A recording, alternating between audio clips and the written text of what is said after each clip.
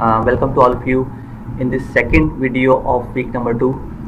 We have been discussing gamma ray response, and we have seen that gamma ray is a very useful log in identifying the Shaley zone.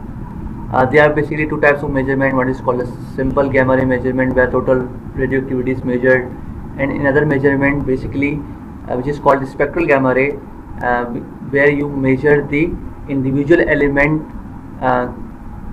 contributing the total radioactivity. Again, the concept behind using the spectral gamma log is that many times you cannot differentiate between radioactive sand and shale because the responses of radioactive sand and shale are similar.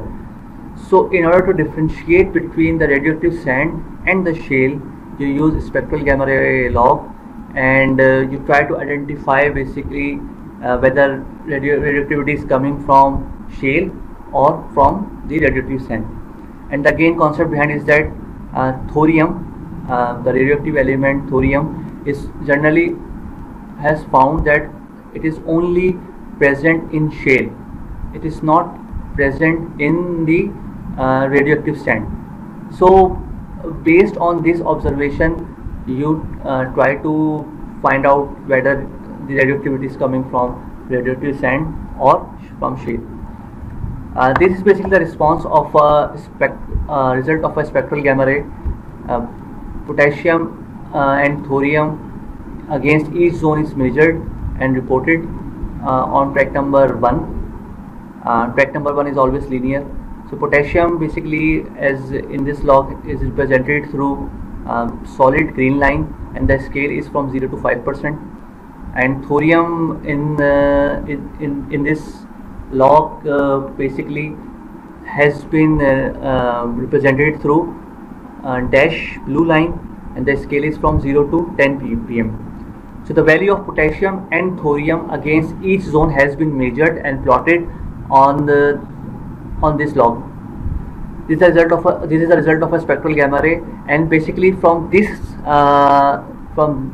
result, you need to identify, for example, zone number 1 is shaley or not, zone number 4 is shaley or not, zone number 6 is shaley or not. So from this log, you need to identify the lithology. So what basically we do, we basically use this figure, and in this figure basically you have thorium on y-axis and potassium on x-axis. So the scale is from 0 to 5%, and thorium scale is from 0 to 25 ppm. So basically you use this figure and the information from the logs to identify the mineralogy that is present in this zone. For example, in zone number 4, the value of potassium is around 2%. The scale is from 0 to 5%, which means one box is has a value of 1%.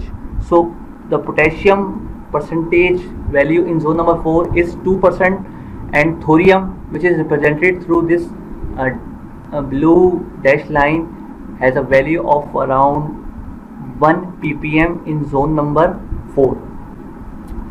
So for example, again the question is same, whether this is a shaley zone or a sandstone or a radioactive sandstone. So in order to get information, first you read the values and you plot these values on this figure, and the title of this figure is that you identify the mineral by knowing the value of thorium and potassium. So from 2% and 1 ppm, you would lie around here. So 2% and 1 ppm, which means you are lying over here, and it is showing that the mineral is feldspar.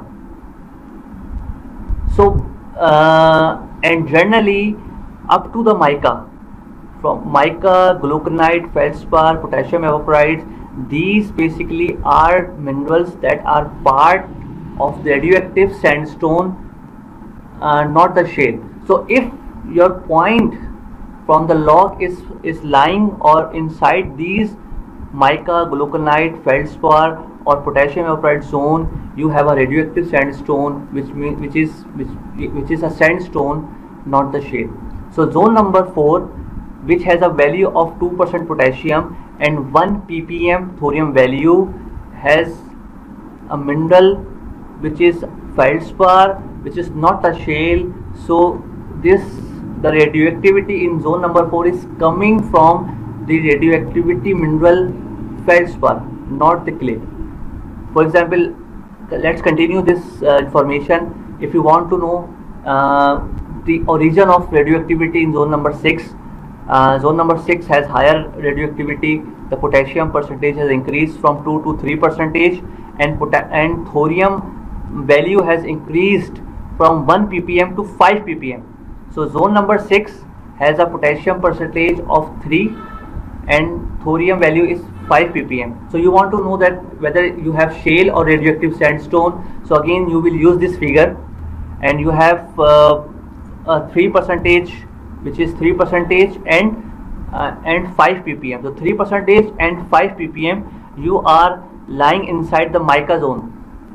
So again, mica is part of radioactive sand and it's not a shale. So zone number 6 is also sandstone with the radioactive mineral called mica. So that's how you use the spectral gamma ray log to identify the possible mineralogy of your lithology. Again, the question was same. We were need to differentiate between radioactive sand and shale. So through these responses and using this figure, we can know the mineral, and we can basically identify whether we have shale or radioactive sand. Again, all logs have limitations. So gamma ray log has also limitations. It can first of all, when you have a large caving. Large caving means your formation has collapsed, or because of the mud your formation has washed out. So because of this large caving, what will happen that you have increased drilling mud between the formation and the detector because of this caving, and less gamma rays will be reaching to your detector from the formation. Again, we have seen that gamma ray log has a very shallow depth of investigation. In the previous slides we have discussed that the depth of investigation of the gamma ray log is around 1 feet. So most of the information is coming around 1 feet. So if somehow your borehole diameter has increased, for example maybe 2 feet or 3 feet by caving or washout, you only have mud in this zone, and formation has moved back, so no response of formation is coming to the detector. So this is the worst condition, that your borehole size has increased beyond the depth of investigation, so no response of formation will reach to the detector. Similarly, another effect is that you are using a KCl mud. Basically we use KCl mud during drilling to control the slugging of shale. So when you are using KCl mud, obviously, and you are basically running the logging tool in the mud, so what if KCl is present in the mud, your tool will be reading the potassium of the mud. So instead, so your value will enhance. एक तो formation से KCl आ रहा होगा और एक आपका mud में भी KCl मौजूद है. एक तो फॉर्मेशन से पोटेशियम का रिस्पॉन्स आ रहा है, नेचुरल रेडियोएक्टिविटी आ रही है, और आपके मड में भी पोटेशियम मौजूद है, तो डिटेक्टर आपका ज़्यादा रीडिंग दे रहा होगा as compare to the true formation response. Similarly, if you have used the heavy mud, the barite mud, less number of gamma rays will reach to the detector. So these are the three factors that you need to consider basically when you are reading the value of gamma ray from the logs. Again, this is summarized in this table, that if you have caving, you will be reading lower values as compared to the true formation value.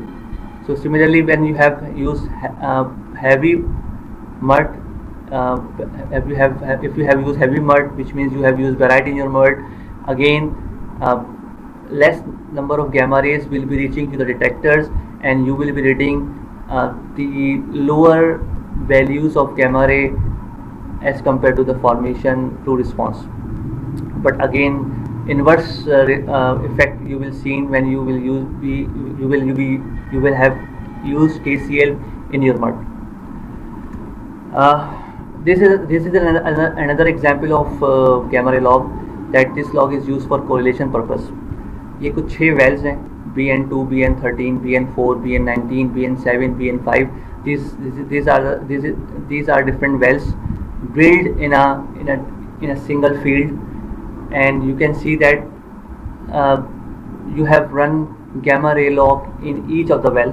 इन तमाम wells के अंदर आपने gamma ray run किया, और basically क्या किया, not because of the tectonic activity and because of the uplifting of the formation, the top of pay zone in this well may go up and down in other wells.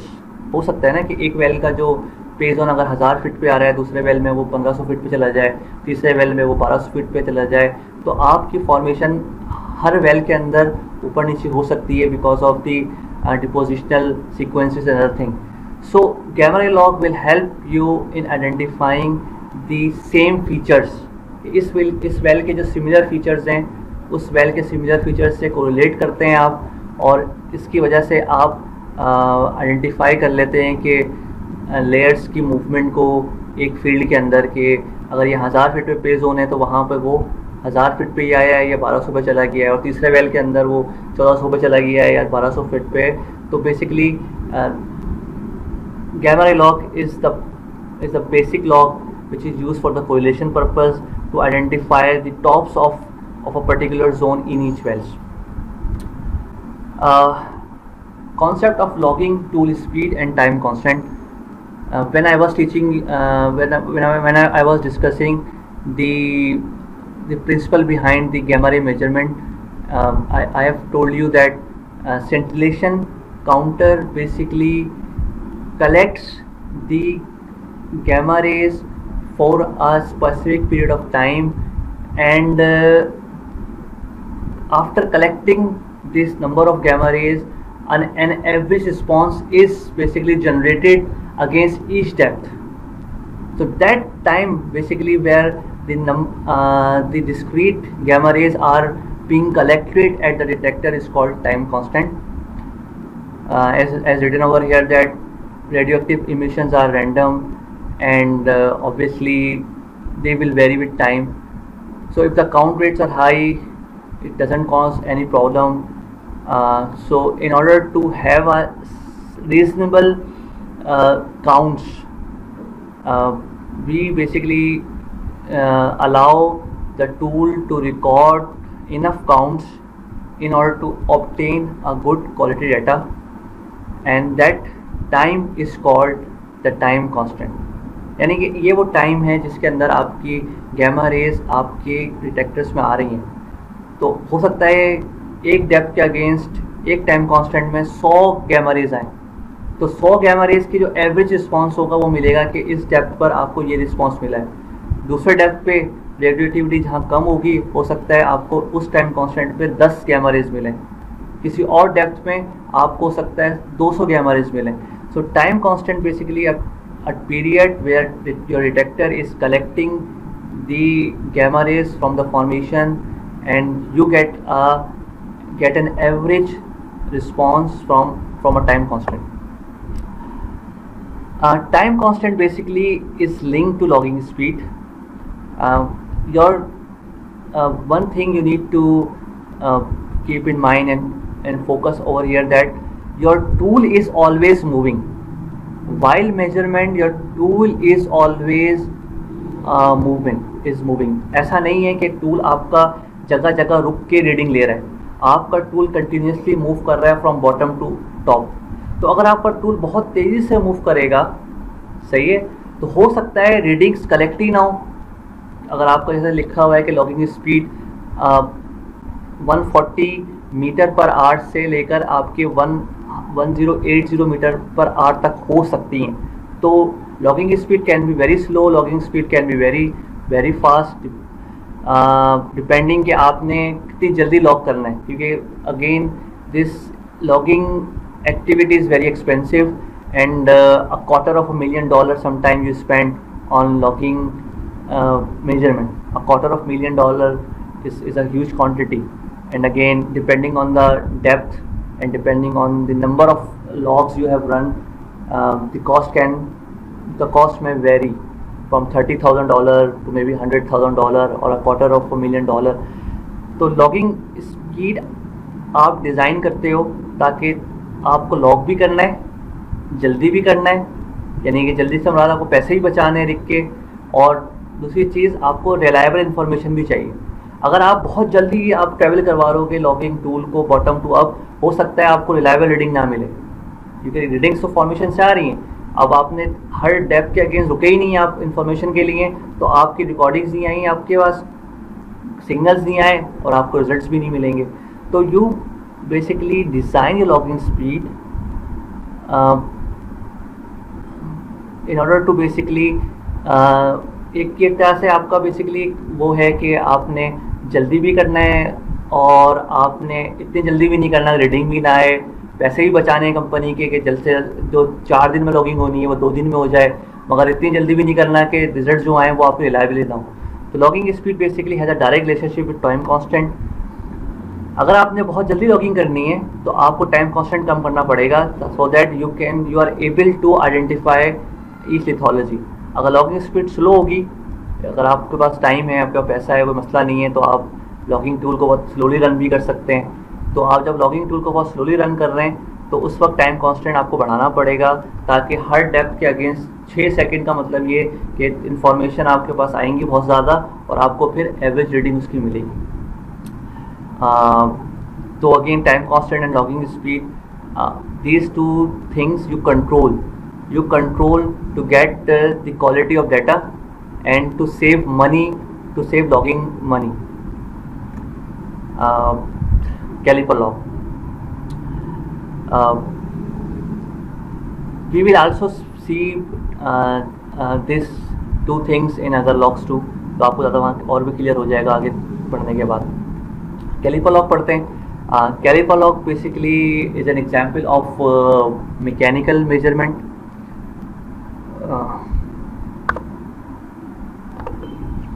Caliper log is an example of mechanical measurement, and through caliper log you measure the hole size and shape with depth.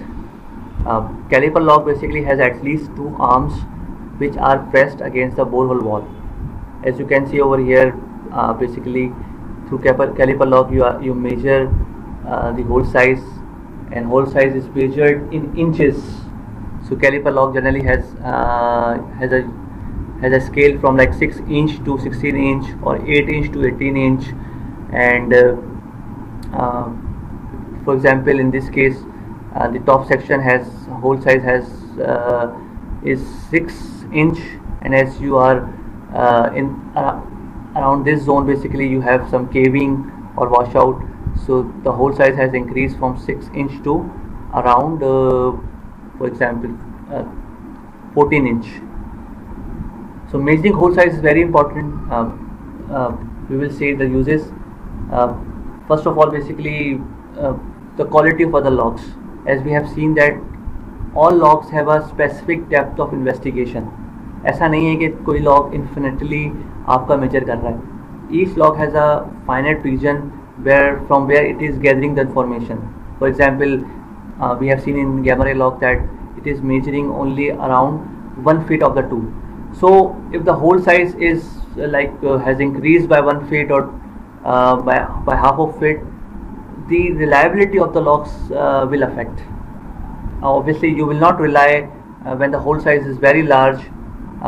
The log readings of, for example, gamma ray log is not reliable, because the gamma ray log will not be measuring the formation, will be measuring only the mud, because the mud is present around the tool.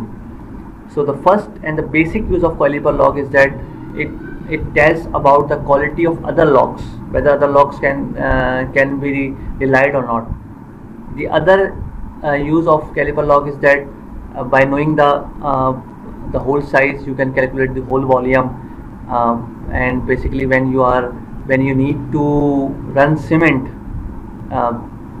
जब आपने drill कर लिया है, drill करने वाला तो आपने completion करनी है, तो basically you have to run casing and you have to case that casing with cement, and you need to have a proper volume of cement. So the whole volume will help you in exact measurement of the cement volume. So hole size is very important. So this is basically an example of caliper log. For example, the hole diameter in this has been reported in inches, and the scale is from 5 to 15 inches. This is basically the bit size. The reference is bit size. You must have used a constant bit with a constant bit size in drilling the last section. So if in idle condition your hole size should have remained what was the bit size. For example, in this case you have a use 8.5 inch bit, so you have used an 8.5 inch bit to drill the last section. So ideally the hole size should have remained 8.5 inch, but because of presence of mud cake, because of the caving, because of the other factors, your hole size may be higher than the bit size or may be lower than the bit size. So there are also cases when the hole size, the actual hole size is lower than the size drilled by the bit, which is called the bit size. So for example, this last section of this log was drilled with a bit whose size was 8.5 inch, which has been given with a reference line called bit size. After drilling, for example, in this shale zone, the hole size has increased at this depth, which can be seen over this caliper log, that hole size is much higher than the drilled bit size, and the hole size is around 11 inch. So 2.5 inch hole size has increased at this depth. In limestone, neither you have the caving. In this hard limestone, neither you have the caving, neither you have the mud cake. In permeable sandstone, you have the mud cake formation. We will see how mud cake forms. So in the permeable zone, you have the mud cake formation, and because of this mud cake formation, the actual hole size is lower than the bit size, which means the caliper which measures the actual hole size, the caliper size is lower than the bit size. So through caliper log you measure the actual hole size, and if caliper log is showing that the hole size is lower than the bit size, it indicates the presence of a mud cake. And since mud cake only forms against the permeable zone, so this presence of mud cake indicates the permeable zone, which can be a reservoir, which can potentially be a reservoir if it contains hydrocarbon. So through caliper log, the another use of caliper log is that you identify the permeable zone through caliper log.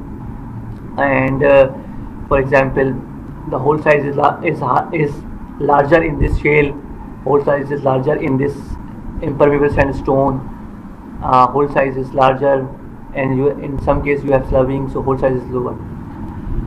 So caliper log measure the actual hole size, the hole size which you have now after drilling the section, and that hole size, there are three possibilities.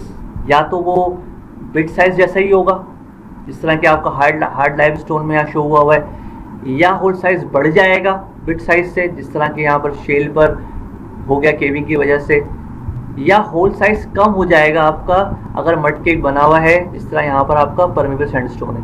तो whichever the condition is, your caliper log basically measure the hole size and will tell you. Again, when hole size as measured by caliper log is lower than the bit size, it's an indication of a presence of mud cake, and whenever you have mud cake, it's an indication of the permeable zone. As I have told you that bit size means the size of the bit used to drill the last section of the borehole, and bit size is constant over the last drilled section. Actual hole size may be higher or lower than the bit size due to caving, washout and mud cake. In some cases, for example in hard formation, the actual hole size as measured by caliper log is equal to the bit size. So there are different possibilities. The good thing is that whenever you have the mud cake, it's an indication of permeable zone, and identification of permeable zone is the first job of petroleum engineer, as permeable reservoirs can be and can only be reservoir rock. Against shale, coal, salt and anhydrite, no mud cake is seen, as these reservoirs are impermeable reservoirs. So now caliper log, you see, is very useful. Caliper log basically tells you about the quality of other logs. Caliper log basically tells you about the permeable zones and impermeable zones. Caliper log helps you in calculation of the volume of cements and volume of hole. As I have told you that caliper log basically is a very good log to help you in controlling the quality. If the caliper log shows that the hole is larger at a particular depth, the log readings at that particular depth will not be reliable, as most logs have a shallow depth of investigation, and because of this caving and the mud is present between the tool and the formation, and formation is at some distance from the tool, so tool basically will be reading the mud, not the formation. Let's do this example. Again, caliper log is plotted on track number 1. On track number 1 you have the caliper log, and basically it's plotted with gamma ray log. There are two lines you can see, caliper and bit size, and basically caliper log, and the scale is same from 6 inch to 16 inch. Caliper log is plotted with black dash line, and bit size is solid black line, solid black line और solid blue line. यहाँ पे blue line से show हुआ है, ऊपर उन्होंने black line कहा हुआ है. तो again bit size is a constant line in a given log section, क्योंकि आपने आखिरी जो सेक्शन ड्रिल किया होगा वेल बोर का, जिसको आपने लॉक किया है, वो आपने एक कांस्टेंट बिट से ही ड्रिल किया होगा. तो bit size will be a constant in a given lock section. So this is basically a constant line, a constant straight line which is a bit size line, और caliper उसके against कम ज़्यादा show कर रहा होगा. So this is basically the measurement of caliper log, which is a dash black line जो कि आपकी bit size के आगे पीछे मूव कर रही है. तो in this basically example you have been asked to identify the permeable zone. Bit size line is solid line, solid blue line, and is constant over the log interval, and caliper log line is the dash blue black line. And basically the reading at this is a 12 and a quarter inch. So the bit size is a 12 and a quarter inch, and the caliper obviously will be either reading 12 inch or higher than 12 inch or lower than 12 inch, depending whether you have on gauge condition. On gauge condition means that hole size is equal to the bit size. If you have washout, the hole size, the actual hole size will be higher than the bit size, and if you have the mud cake, the actual hole size will be lower than the bit size. So you have been asked to identify the permeable zone in this log section. So in order to identify the permeable zone, you need to identify the mud cake, where you have the mud cake, and wherever you will have mud cake, the actual hole size will be lower than the bit size. So as you can see, this is the bottom section of zone number 1. The caliper showing that hole size is lower. Basically the hole size is lower than the bit size. So here you have mud cake. Similarly, in zone number 7, the actual hole size is lower than the bit size. So in zone number 7 you have mud cake. In zone number 9, basically the hole size is lower than the bit size. In zone number 10, the hole size is lower than the bit size. Scale देख सकते हैं आप कि 6 inch, उल्टे हाथ पे 6 inch है, right side पे 16 इंच है. तो उसका मतलब अगर आपके डैश जो ब्लैक लाइन है वो उल्टे हाथ पर है आपकी सॉलिड ब्लू लाइन से, इसका मतलब यहाँ पे होल साइज कम है as compare to this bit size. तो ये जहाँ पर भी आपकी ये जो डैश ब्लैक लाइन उल्टे हाथ पर है, that basically indicating that hole size is lower than the bit size. So as per the given information, zone number 7, 9 and 10 and bottom section of zone number 1 are the permeable zone in the previous example, because the caliper log showing the presence of mud cake. Hole size as measured by caliper log is lower than the bit size. So zone number 1, zone number 7, zone number 9 and zone number 10 are the permeable zone as can be seen through caliper log. We have seen that mud cake only forms against permeable zone. We have seen that when mud interacts with a porous and permeable formation, the mud dissociate into its solid part and liquid part. That solid part remains at the sand face and the liquid part, which is called the mud filtrate, penetrates inside the formation. So the solid part that remains at the mud face, at the sand face, is called the mud cake, and basically that mud cake act as a barrier for further penetration of mud. So the formation of mud cake is very important to avoid, to reduce the further movement of mud inside the formation. So the mud cake only forms against the permeable formation. So zone number 1, so whenever you have mud cake, which means you have the permeable formation. So zone number 1, 7, 9 and 10 are the clear permeable formation in this rock section, and again these zones can be a reservoir rock if they are sand, limestone or dolomite and contain hydrocarbons. So these 4 zones are permeable zone. So which means that rest other zones are impermeable zone? The answer is not.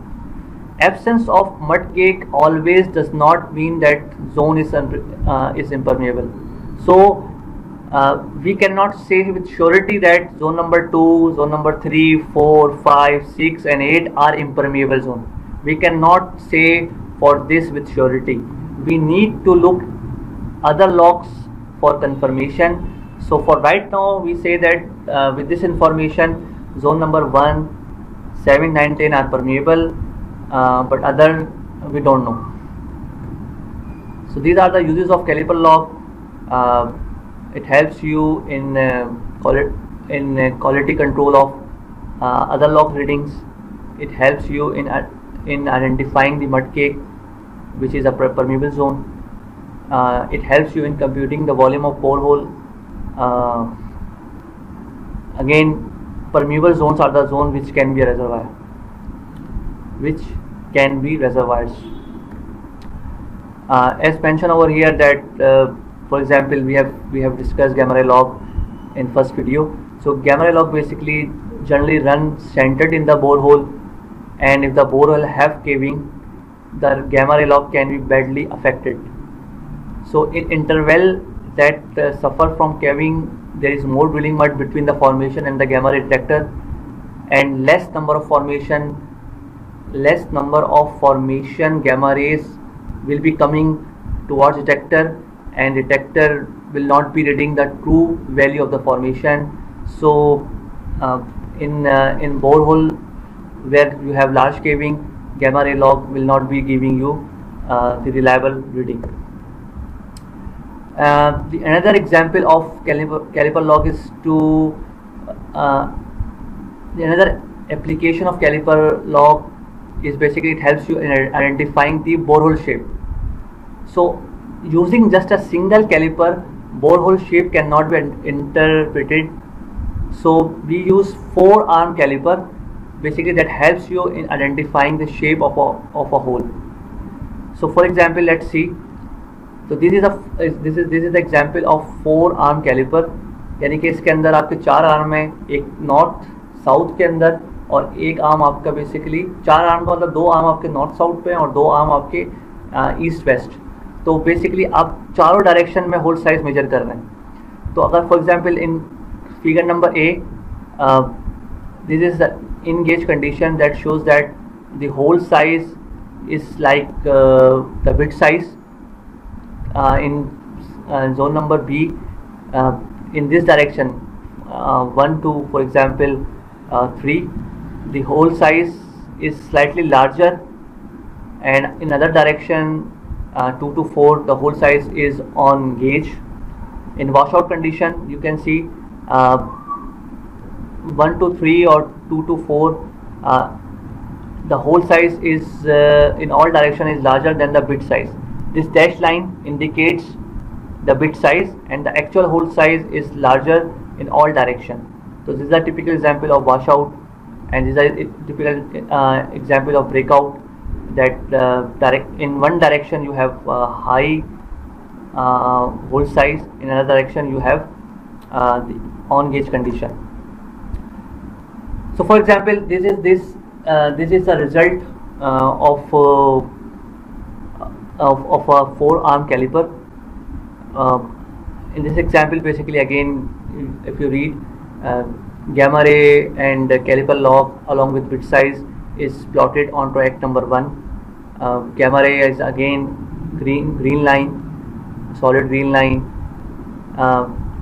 In this dash blue line, the constant and blue line basically indicating the bit size, which is constant over these zones 1 to 11. And basically this is an example of 4-arm caliper, caliper 1, caliper 2 आपको given है यहाँ पर हर zone के against. और आपसे basically इससे आपको एक तो परमिबल जोन को आइडेंटिफाई तो करना ही है, और इसके अलावा आप चूँकि 4-arm कैलिपर है तो आप होल शेप भी बना सकते हैं. तो आपसे कहा गया कि draw the whole shape in zone number 1, zone number 4 and in zone number 9.